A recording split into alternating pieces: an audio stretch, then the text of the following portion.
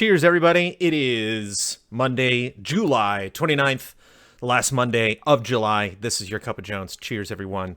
Going live after my fellow allies went live for 50 straight hours from our beach house that I never saw. I will never know that beach house. I saw that beach house just like all of you saw that beach house. Hey, everybody. Tokyo Slim's talking about camping. I can't be distracted. There's a lot of information to go through. It's a very busy day. We have baby appointments today. We have places to be, things to do.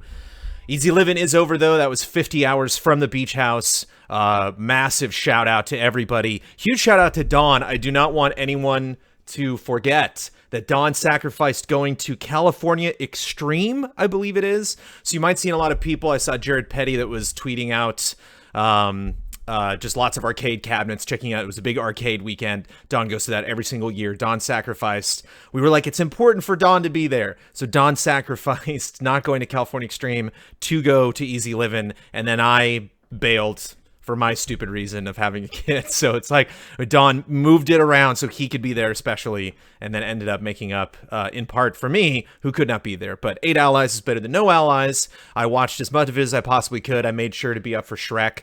I watched a little bit of Smash Brothers. Of course, I watched the beginning and I watched the end. And we should jump to that. If you did watch the end, there was a tease of the finale and possibly a full series stream of Busted Trifecta. So we will get an update on Busted Trifecta from Dawn very shortly. More details on that, but that was a fun little thing that showed up along. If you have not seen all of Easy Living, all of the cutouts from Easy Living, again, shout out to Daniel Bloodworth, who's going to be compiling all of that stuff, are going to be on Easy Allies Plays, which is not our main YouTube channel, our secondary YouTube channel, youtube.com/Easy Allies Plays, if you would like to go see all of the different segments of Easy Living. I can't remember, somebody pointed out that we went offline for a bit at hour 48, so there was not one big giant VOD. We stayed online for 48 straight hours, but not the full 50. Came back online to wrap up the last 2 to make it a full 50-hour stream. So yeah, thanks to Dawn for taking the weekend off. Thank you to Bloodworth for putting all of that together. Thank you to Ian for putting together another awesome Ian and Dawn Hit the Beach. Ian and Dawn Hit the Beach 3 with a vengeance. And I might have been a part of that in some small way if you haven't seen that yet, but that video is also separate. That's on our main YouTube channel, because that was another episode of Easy Update that Ian produces every year. Again, super weird not to be a part of Easy Living, fun to just watch it. I'm sure I will get all sorts of fun little notes on that this week, fun little things that happen behind the scenes. Again, always looking for feedback of how we could do stuff better, but not a lot of Easy Living questions for this week. That might be next week. Ian and Dawn Hit the Beach and the Starbucks Part 3. But again, so I can't speak to behind the scenes look at Easy Living. So if you ask me questions, I'm like, I don't know. I might not have the answer to it. I might have to check in with Blood or talk to the boys about what we're going to do in the future with Easy Living 4, which I will hopefully be at, because Easy Living's really great. The boy is just weeping ever so softly off mic. I don't know if you can pick up. Be the first time waiting for that first quote from Milo on Cup of Jones. Just barely off mic. Oh, there he goes. Now he's in the room. Oh, she's going for the pacifier. Little gurgling from the boy.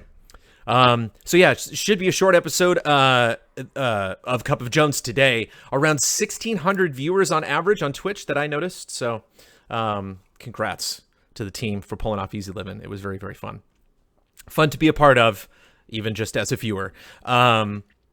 We have our survey again that we just did on Patreon. We have over 1,000 responses from that. A lot of us are still pulling that together. I have stuff to produce this week, but I also have to take some time to read a lot of those to be ready for a survey meeting that we're going to have this week with all of the allies, where we're going to talk about big things that were mentioned. Again, not like absolutely everything that was brought up on the survey, but just kind of like the big notes, the big things that people seem to be bringing up again and again. That actually brings us to our editorial question, which I'm going to talk about a little bit at the end of this from Josh Reed, who specifically asked about, like, what does that mean, that this survey, what are we going to be taking from that? We are playing the winner of Glinny's Game Jam, which has been a part of the Easy Allies podcast for the last couple months, tomorrow night. I have not seen a lot of the Game Jam stuff that has been done, so that's going to be very interesting to see how all of that came together. I still can't believe that you can just do a game jam and people will show up for that. So thank you very much to everybody that was involved in that. I absolutely can't wait to see what was the game that won the Glenny's Game Jam from the Easy Allies podcast. The August Community Showcase will be next Monday. I didn't write down the date, but let's do the math. I guess that's the 5th. So that is a week from today. After Cup of Jones next week will be the Community Showcase. Again, I will not be hosting it. It'll be hosted by Mr. Michael Damiani with Daniel Bloodworth as the guest. So thanks, Damiani, for picking up 2 of those. I will be back in September with Michael Huber. That got brought up in this episode. So that is your updated schedule. Bloodworth and Damiani next Monday. Probably the first Thursday. I don't know. We brought the guys brought those back to Mondays. That's rough for me to do Cup of Jones and Showcase in the same day, but maybe they'll stay on Mondays. Maybe we'll move them back to Thursdays. But the first showcase, the showcase of September, will be hosted by me with a guest, Michael Huber. The next Trailer Jones will be a San Diego Comic-Con review that I'm still working on.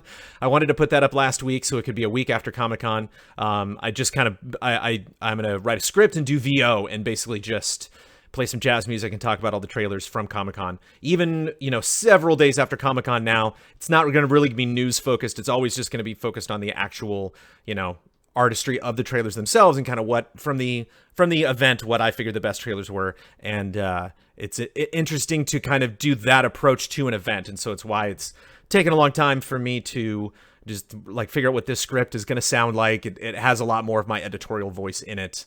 And it was weird to write a script like that. So that took a long time.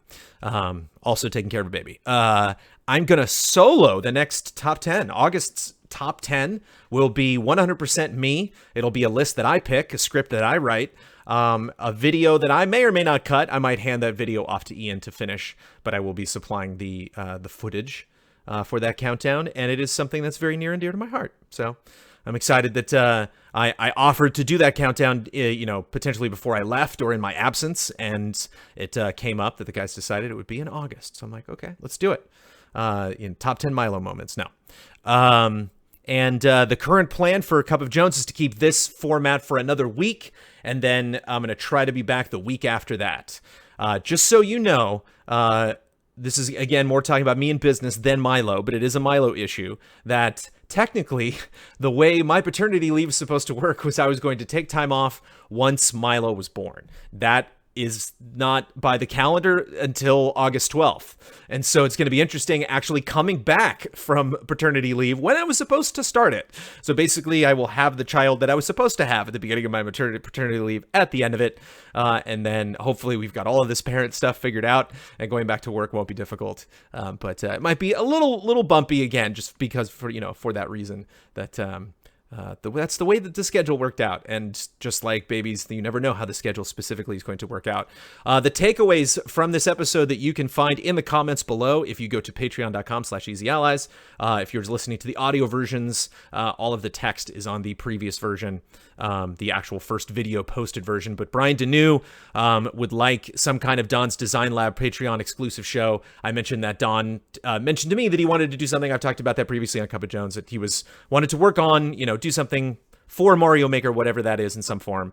And hopefully we'll get an update on that soon. But I do not have those final plans because I have been away from Easy Allies. Matt Brookbank, would we consider tabulating the results from the survey? I said, I don't know. I checked with the team. Blood jumped on that with some sound logic, which is there are over 1,000 comments, and that would take a tremendous amount of work for one of the allies. I don't know if it's necessarily worth, just our patrons being like, interesting for us to spend like half a day doing that.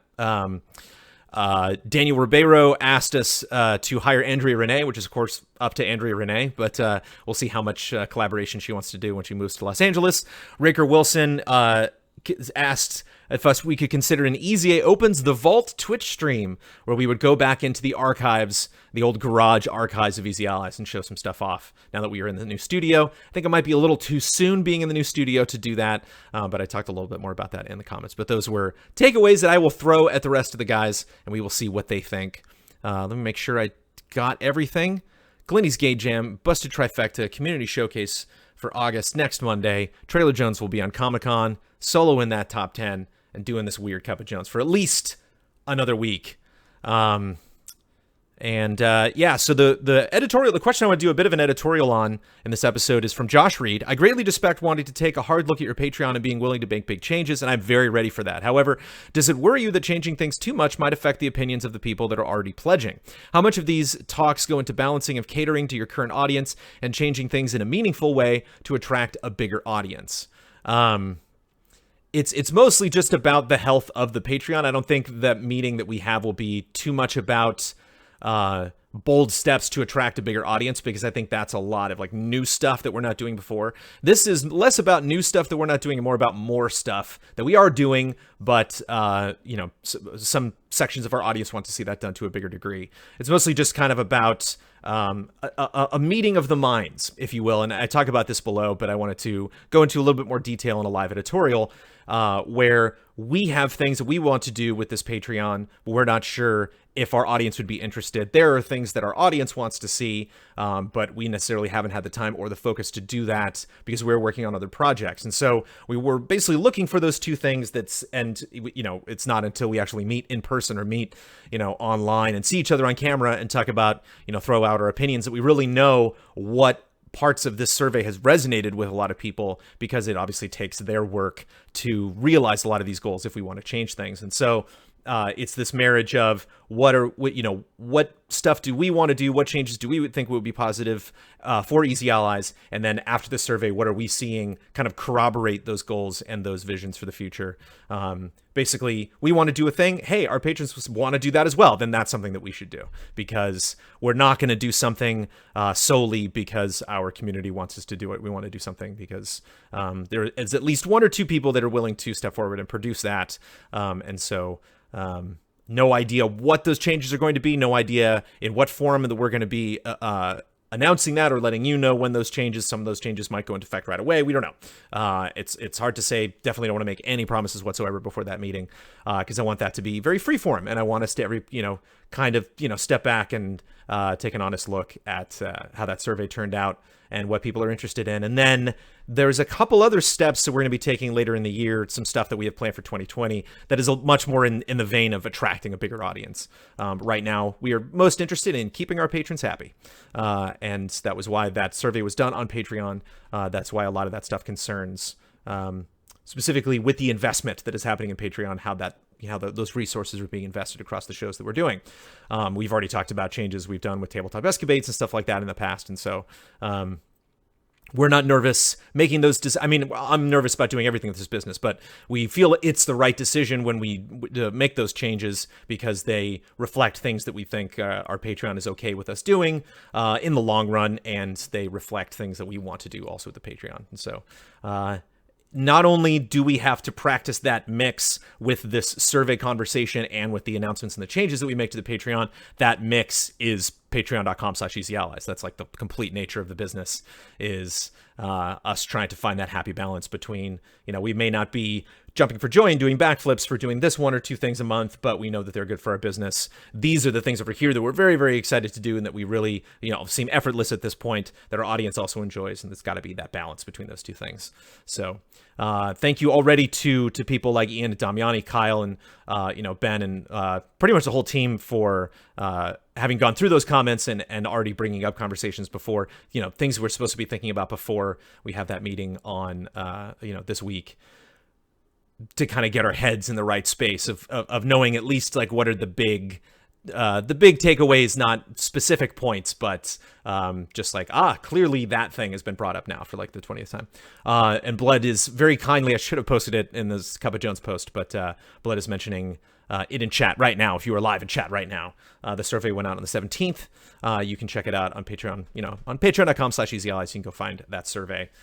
If you were looking for it. Went up on the 17th.